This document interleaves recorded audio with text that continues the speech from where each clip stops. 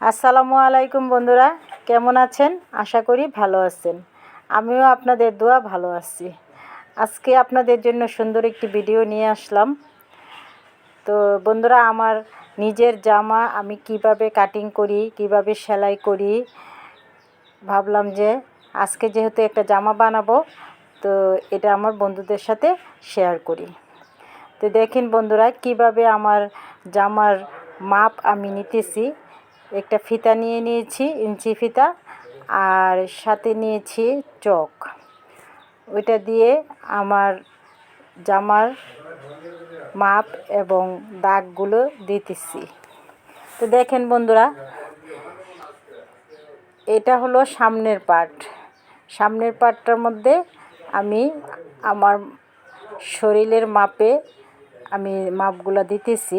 তো বন্ধুরা দেখেন, আপনারা দেখতে পাচ্ছেন কি না জানি না, আমাকে কমেন্টে জানাবেন।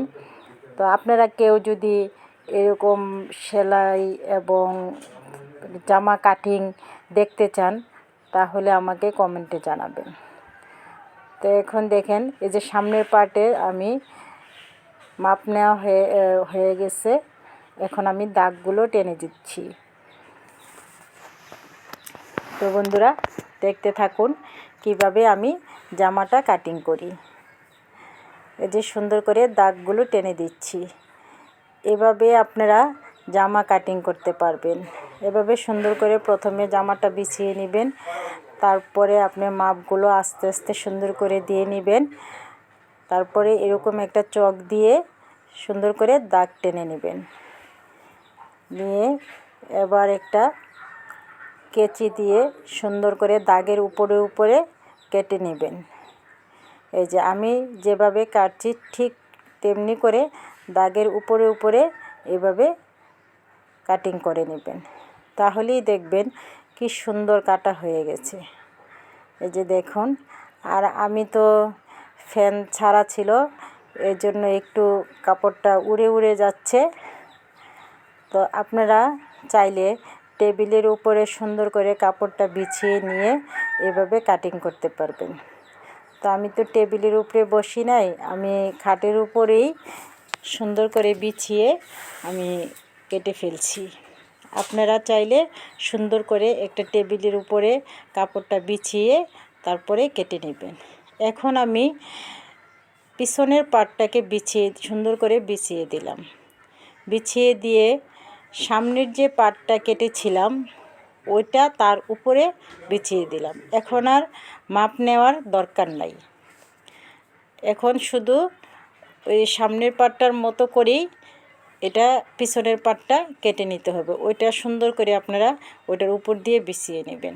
নিয়ে এই যে এভাবে কাটিং করে নেবেন। ওই জামাটা যেভাবে কাটিং করেছি ঠিক সেই মাপে সেই সমান করে কাটিং করে নেবেন। একদম সোজা, একদম সহজ। আর কোনো এখানে মাপ জোপ কিছুই নিতে হবে না। আপনারা এভাবেই সুন্দর করে কাটিং করে নিতে পারবেন। শুধু সামনের পাটটাকে শুধু মাপ দিবেন, আর পিছনের পাট তো সমান ওইভাবেই হয়।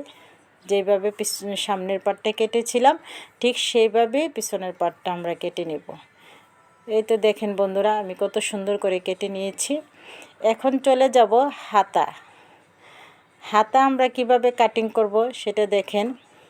হাতার কাপড় তো আলাদা থ্রি পিসের সাথে দেওয়াই থাকে। ওইটাকে আমরা 4 ভাঁজ করে নিব। করে নিয়ে আর 2 পার্ট হলে আমরা 4 ভাঁজ হয়ে যাবে।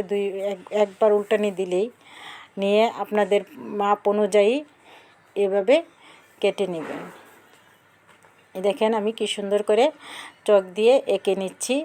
আর ফিতা দিয়ে অনেকে এরকম লাঠি আছে, ইঞ্চি লাঠি, ওইগুলা দিয়েও কাটে। আমি তো ওই ফিতা দিয়ে মাপ দিয়ে কেটে ফেলছি। আর আপনারা যদি কেউ দেখতে চান ভালোভাবে, আমি আরেক দিন আপনাদেরকে সুন্দরভাবে দেখাবো। আমাকে কমেন্টে জানাবেন কে কে কাটিং দেখতে চান। তো এইভাবে মাপ দিয়ে এঁকে চক দিয়ে এঁকে আমি কাটিং করে নিলাম হাতাটা। দেখেন কত সুন্দর করে হাতাটা কাটিং করে নিয়েছি। একদম সহজ, সহজভাবে আপনাদেরকে আমি কাটিং দেখাবো যদি আপনারা দেখতে চান। তো এখন আমি সালোয়ারের কাপড়টা সুন্দরভাবে বিছিয়ে নিলাম, 4 ভাঁজ করে বিছিয়ে নিয়ে এই যে আমি পায়ের মাপটা নিয়ে নিলাম আর এদিক দিয়ে নিয়ে নিলাম হাইয়ের মাপটা, নিয়ে চক দিয়ে সুন্দর করে দাগ দিয়ে ফেললাম। এই যে দেখেন সুন্দর করে ওই যে ইঞ্চি ফিতাটা দিয়েই আমি লম্বাভাবে ধরে দাগে দাগে দাগ টেনে নিলাম। তো এইভাবেই বন্ধুরা দেখেন কত সুন্দর করে আমি দাগগুলো দিয়ে দিলাম আর দাগের উপরে কাঁচি দিয়ে কেটে নেব। এই যে দেখেন আমি কত সুন্দর করে কেটে নিচ্ছি।